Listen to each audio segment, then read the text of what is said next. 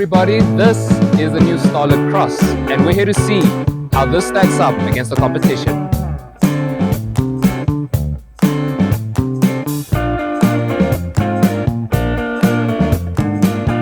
Okay guys, welcome to the new Toyota Starlet Cross, and starting off, I'm just going to talk quick about the price of this car. Now this is the XS, which is the starting base model if you were to call it, and is the manual. This car starts at 299,900 Rand, and if you spec it up all the way to the XR, which is top of the range, into auto, it goes all the way to 359,000 Rand. Now, this car does undercut the Urban Cruiser as Toyota's cheapest car in a sense for this range, and that undercuts the Urban Cruiser by 43,000 Rand in total. That's how much cheaper this is. So we're going to see if they've stepped up the game while lowering the price.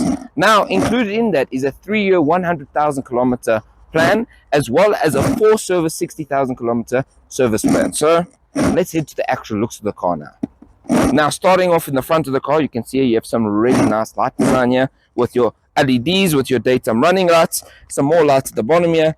These are all obviously upgraded from the previous model. Now, as you see when they go on, they actually look very, very premium. They remind me a bit of what Haval and some of the other Chinese brands have done with their front lights.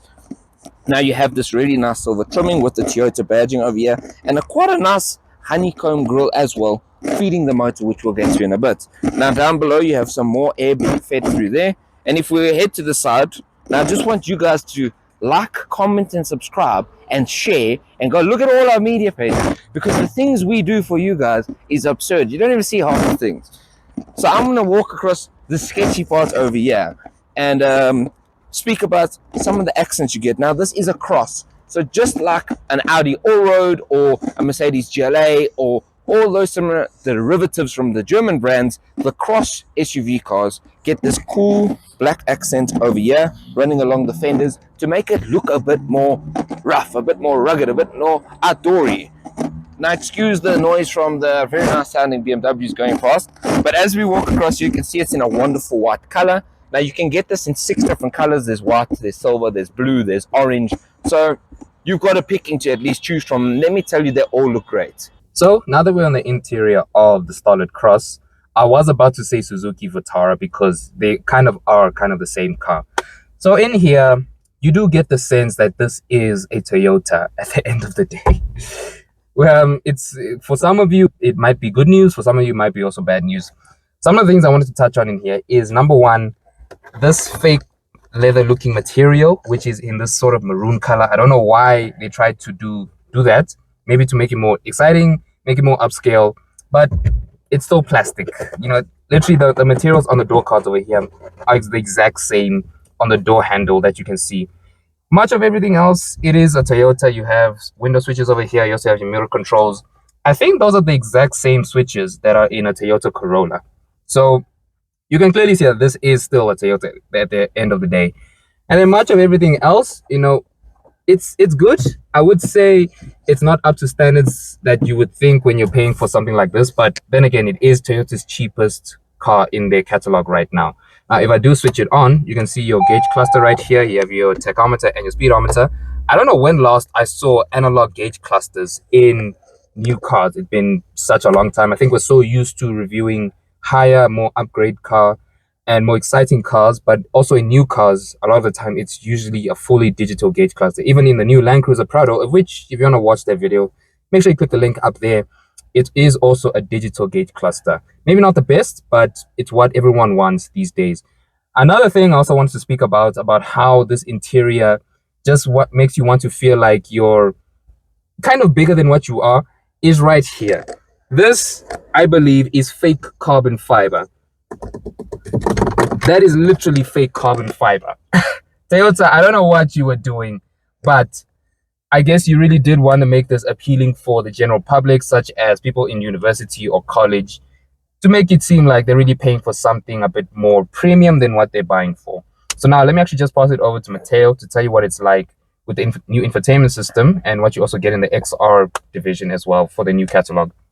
So yes guys, just like Eugene has said, this is actually the XS and you can get an XR. Now this is the base model, and again we have to say for the base it isn't bad. I mean, just a quick ASMR, there is literal no noise. The car is built actually really solid. Now, along with the fake carbon fiber, yeah, you do get in your air vents, which are also angled quite cool to make the car stand out a bit. You've got this really nice silver display here, as well as this like bronzy metallic, and then your weird maroony leather that runs along the side here, which isn't leather at all. You have a weird like normal Toyota material that you'll find in like every Toyota, and like very basic inside there, I must say.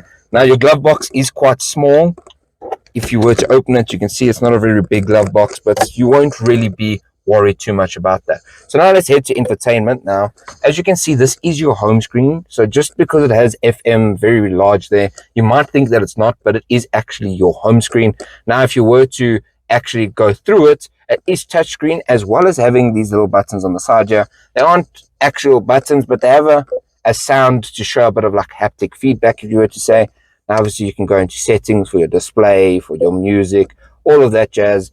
Now, if you were to go back to home, you can see what your average fuel economy is, which this one says 3.1 kilometers per liter.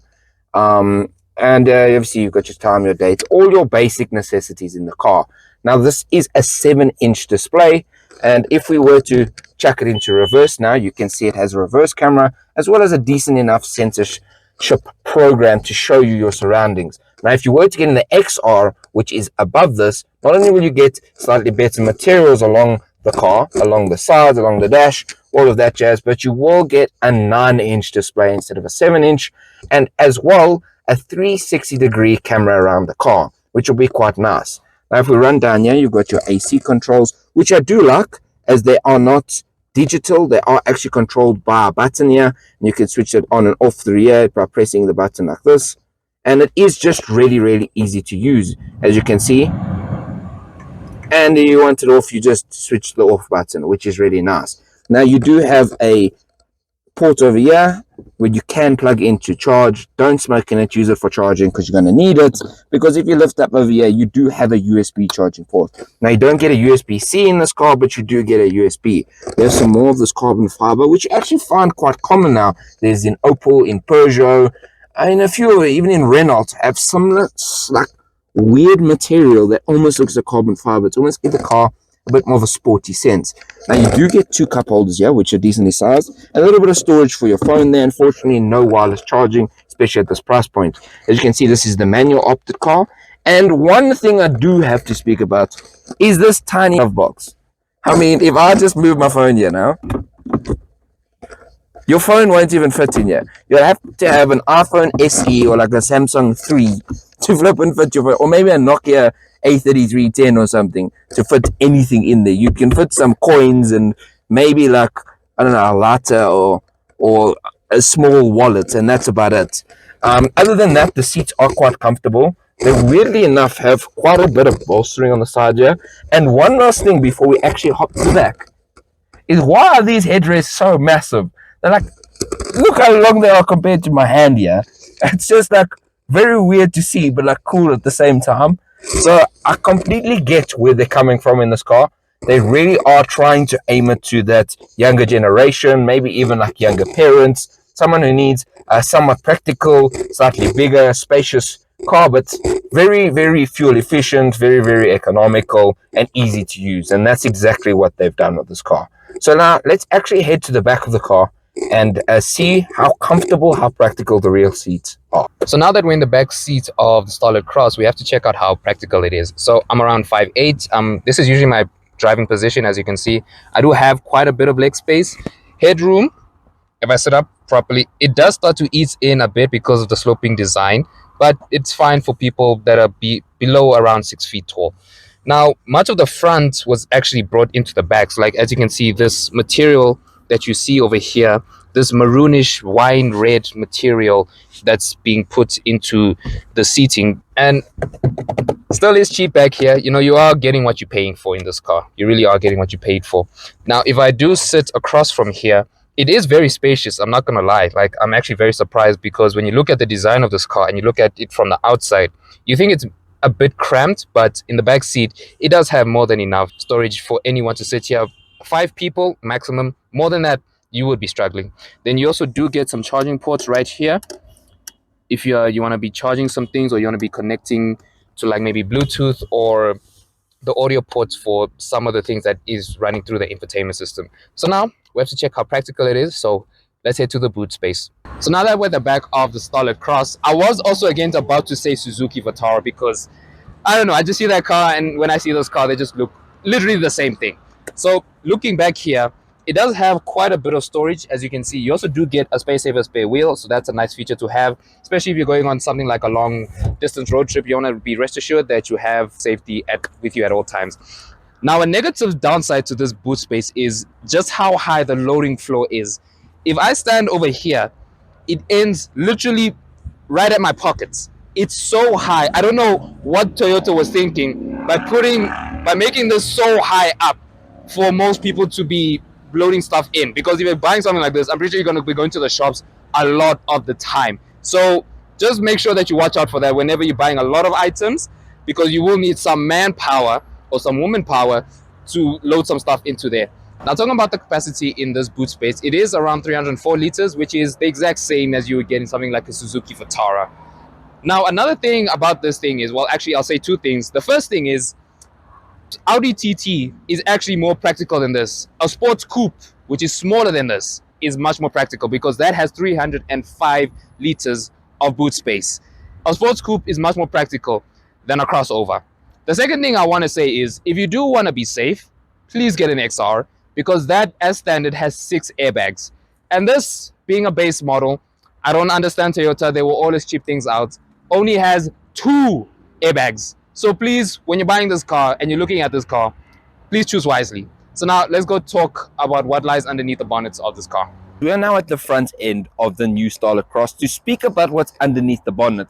Now, it is not a supercar, nor is it a sports car, nor is it even a GR product, so it's not going to be anything super interesting to actually talk about. But for you who really want a good, economical daily driver, this is all you need. Now, inside there's a 1.5 liter naturally aspirated 4-cylinder, which puts out 77 kilowatts and 138 newton meters of torque. It is front wheel drive, and that is mated to a manual 5-speed transmission in this, or you can get in a 6-speed automatic. Now, overall, this car is really economical, with liters per 100 coming in at just under 7. And that is just great. And the actual emissions of the car, if I was to walk over here, they have listed it over here. The actual comparative fuel consumption is actually listed at 5.6 and 5.8 respectively for the manual and the automatic liters per 100 kilometers. 5.6. That is insane. And then if you look at your CO2 emissions, it's 131 and 134 grams. Now, I don't know exactly what that means to you guys watching, if you actually honestly care about what CO2 emissions are. Because let's be honest, most of you are petrol heads, and CO2 isn't something we really think about. But overall, I mean, other than me being able to see the exhaust manifold, if Eugene would walk here and just show you guys, the amount of space you actually have in this car, in the front end, is actually insane. Now, I understand that's probably going to be good for crashing, because you'll have so much space before it even hits the engine. So if you have an accident, you're probably not going to damage your engine. It's going to save you money, which Toyota's all about. It's saving you money. Whether that's fuel money, whether that's material money inside, whether that's airbag money. But it's going to save you money, and that's good. And another thing about this engine is it's going to last forever. As a Toyota, you're going to drive it until 2334, and the car's still going to be driving, and we're going to be gone, and this car's still going to be here. As long as you service it well, which this car's covered by with its good service plan, overall the motor is going to be phenomenal for what it is, and it's small and light. So now that we've come to the end of this wonderful review, what do we think of the new Starlet Cross? Now, the regular Starlet is going out of production, and this will be the only model lineup in Toyota's cheap category. Now, as a car, I think it really is good value for money. I think Mateo can also attest to this. For what you're getting for around 300,000 Rand as a starting price for most of these cars, most of these cheap cars, you really are getting a lot. I mean, you're getting cruise control, you're getting parking sensors, and you're getting a camera as well in most of what you think like a cheap car wouldn't have.